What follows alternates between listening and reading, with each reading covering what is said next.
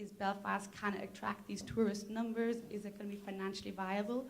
Well, it has been an outstanding success, much better than anyone thought. It opened up on the 31st of March, which was 2 days before the 100th anniversary of the maiden voyage. And initially, they were expecting visitor numbers of 425,000 for the rest of the year, for the 9 months.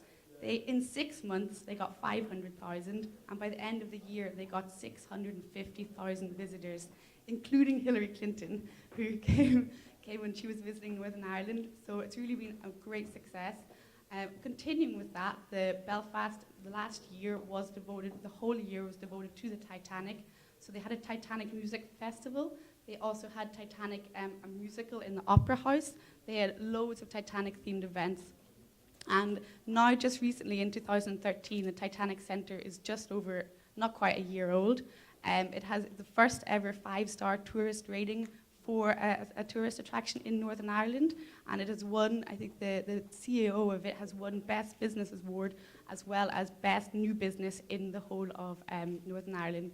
So it's really, I think it's really innovative what they've done, using a ship and sort of transforming it into now something that is a great tourist attraction. Instead of an iconic figure, they've used something that everyone knows and has now really become a real reason to visit Belfast. Apparently they've had visitors from 111 countries, which for such a small place as Northern Ireland is no small feat.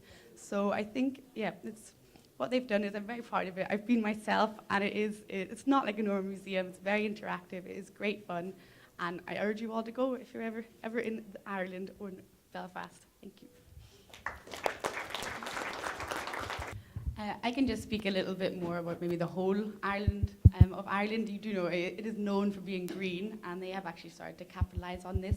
They've just started a new promotion, I think it's called Eat Green, which is a lot of the food that then they are exporting. And within the island of Ireland is they're looking at it, really trying to make it, I don't think it's organic, all of it yet, but that is the eventual goal.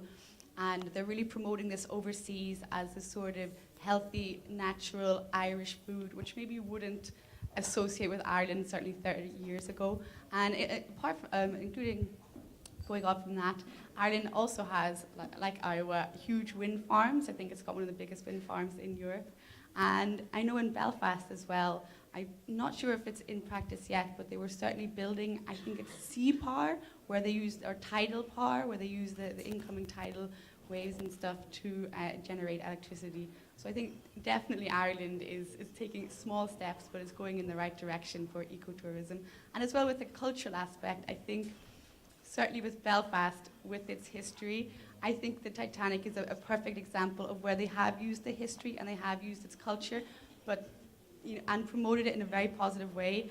And then they're not ignoring what happened in the past, but they're more sort of, I guess, presenting their best side with what happened. I think that is very admirable. I would just like to add a little bit. I'm sure maybe if you're European or even from abroad, the only reason you'll have heard of Northern Ireland is in the press, the negative press, the tourism and things like that. And although it's gotten better for many years, I mean, anywhere I would go, people would ask me, you're from Northern Ireland, what about the bombs? Is it dangerous? And it is very, very difficult to overcome this negative image that people have in their heads. I'm sure it's happening in Mexico now. And I think one of the most important things is that you do have to be honest, especially that's what we're doing now in Northern Ireland, saying, yes, this happened, it's part of our history. They don't want to forget it, but they do have to sort of contextualize it. That's not who they are anymore. We're trying to move forward. And unfortunately, there have been setbacks. Very recently, we've been in the press again. There have been protests over the flag. And all you need is one bad article, and everyone remembers the bad article, and no one remembers all the good work that's been going on. So I think very much with Mexico as well, it is an uphill struggle. It is very much easier to remember the negative rather than think about the positive. But definitely, I think use of honesty and then contextualizing what happens, I think is definitely a good way forward. And of course, Northern Ireland is now very safe. There's absolutely no problems at all.